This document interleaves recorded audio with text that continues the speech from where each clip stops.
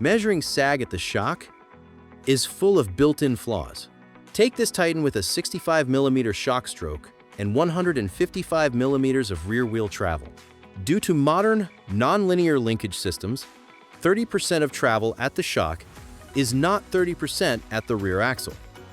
You can see here that 30% at the shock, or 19.5mm, is actually 53mm at the axle, which is 34%. This is a 4% difference, and you will run the shock too soft. Then, when you bend over to set the O-ring on an air shock, the measurement is thrown off even more as you shift your weight to set the O-ring. You can see here that the measurement is thrown off by at least 2mm when the rider resumes a normal riding position.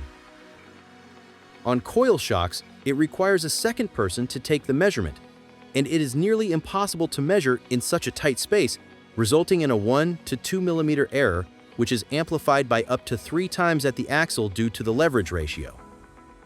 Even if you have a slider like this, when you bend over to set the slider, you can see the measurement is thrown off as you shift your weight.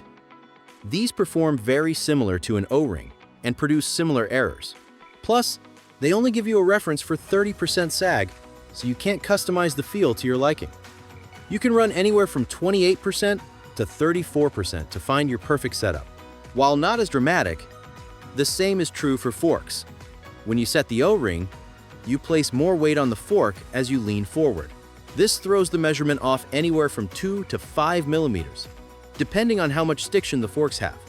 That's why the Slacker Digital Sag Scale is the only way to precisely measure sag on mountain bikes.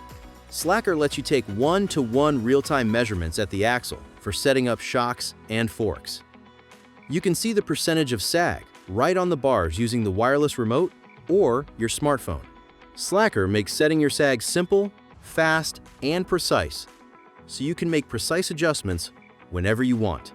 Get yours today at getslacker.com.